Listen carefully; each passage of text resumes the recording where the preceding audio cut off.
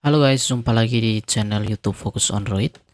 Jadi pada video kali ini saya akan membahas salah satu fitur dari aplikasi Opera Browser yang dimana kita dapat mengambil screenshot gambar pada halaman suatu website. Jadi fitur screenshot atau capture-nya ini lumayan banyak.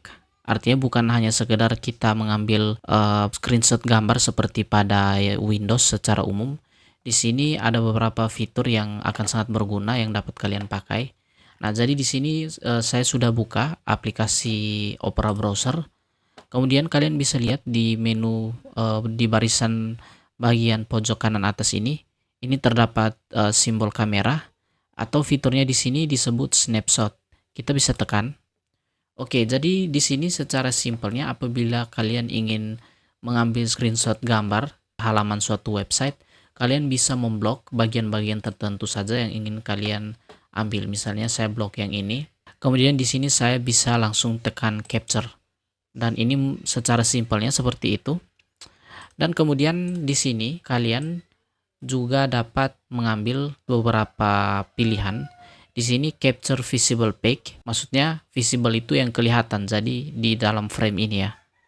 Batasannya ada di frame ini yang kelihatan.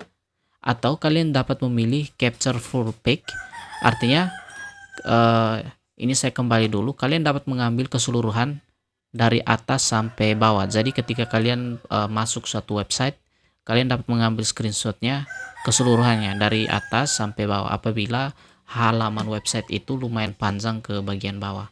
Oke, berikutnya di sini kalian bisa save page as PDF. Di sini kalian bisa simpan halamannya seperti yang tadi, tetapi langsung disimpan sebagai PDF. Oke, berikutnya kita akan bahas untuk pengeditannya. Nah, yang seperti yang tadi, ini saya coba ambil per bagian. Kemudian di sini saya tekan capture. Nah, di sini kita akan masuk ke menu untuk kita dapat mengedit gambar yang sudah kita ambil ini.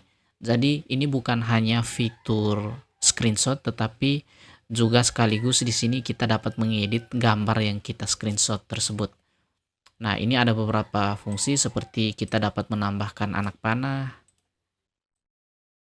Kemudian di sini kita bisa menambahkan blur.